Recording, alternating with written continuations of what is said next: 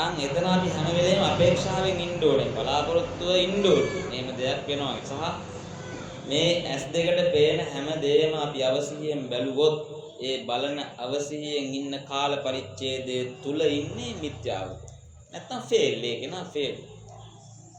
අපි උත්සාහ කරලා කෙමෙන් ඉදිරියට යද්දී අපිට ප්‍රොමෝෂන් හම්බ වෙනවා වගේ අපි ලබන අවබෝධය තුලින් අපිමයි සැනසෙන්නේ. වා කොච්චර කෝටි ගණන් සල්ලි වල බැංකුවේ දාලා තිබ්බත් ඇඳන් 4-5ක් සුපිරියටම දාලා ඉවරලා හොඳ ගයක් හදලා සුපිරි සෝෆා සෙට් දාලා හොඳ සුපිරිම වාහනයක් අරගෙන කොහොම හිටියත් වායේ වාහනේ යන්නේ ඔයාගේ ඉඩ ප්‍රමාණයේ සීට් එකේ ඉඳගෙන විතරයි.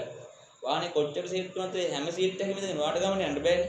ඇඳේ කොච්චර ඉඩ තිබුණත් ඔයා නිදාගන්න වාට නිදා ගන්න අවශ්‍ය ප්‍රමාණය විතරයි. ඒක තේරුම් ගන්න ඕනේ.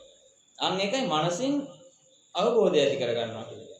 එතකොට මේ ඇහැට පේන දැන් ඔන්න මිනිස්සෙක් වාට බායිනවා සහ මිනිස්සෙක් වාදී රවල බලනවා සහ එක්කෙනෙක් hina වුණේ නැති පාටක්. ඊට පස්සේ ඔන්න අතීතයට යනවා.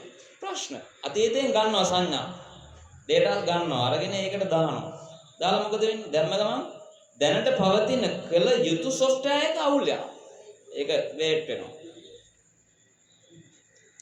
ඒක wait වෙන්නේ නැහැ. මොකද වෙන්නේ? අරක වැඩක් නැහැ. ඒ කියන්නේ ඒක අදාළ නැති දත්ත ප්‍රමාණයක් ඉන්න තැනට එන්න ඕනේ අපි. දැක්කොත් දැක්කා විතරයි. අන්න දිත්තේ දිත්තමත්නම් භවිෂ්‍යති. දැක්කොත් දැක්කා විතරයි. මෙතනින් ඒක ඉවර කරලා දාන්න. ඒක අපි ට්‍රේනින් කරන්න ඕනේ. දැන් මම වුණත් ට්‍රේනින් කරන්න ඕනේ. ඔයා වුණත් ට්‍රේනින් කරන්න ඕනේ. මොකද ඔයාට තියෙනෙත් එක කතාවක්, මට තියෙනෙත් එක කතාවක්. සිවුරක් දාගත්තා කියලා මට වෙනම කතාවක් නැහැ. ඔයාටයි මටයි දෙන්නටම තියෙන එකම කතාවක්. අවබෝධය ලබා ගන්න නම් එක මට්ටමකට ලබා ගත යුතුයි. ඔයා අඩුවෙන් ලබාගෙන මම වැඩියෙන් ලබා ගන්නවා කියලා කතාවක් නැහැ. දෙන්නම එක පරතරයට ආවට පස්සේ තමයි එතනින් මේක කෙලවර වෙන්නේ. ඒ කියන්නේ අරහත් වෙනවා.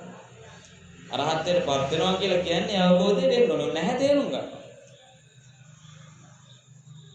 හරිද? දෙයක් කියන්නම්. ඔය ත්‍රිපිටකය කියලා ගොඩාක් පොත් තිබුණාට ඔය ඔක්කොම තියෙන හිමුදුනේ තිර යටිපතුලත් එක්ක මේ කය ගැන කියලා. නිවන් දකින්න බණ කිව්වනම් නිවන් දකින්නේ ගොඩනැගිලි නෙවෙයිනේ. නිවන් දැකීදී තමාව තේරුම් ගැනීම කියන වාක්‍යය. තමාව තේරුම් ගැනීම තුලින් ලෝකයේ තේරෙයි. ලෝකේ වැටෙන කෙනා බුදුන් දකින්න.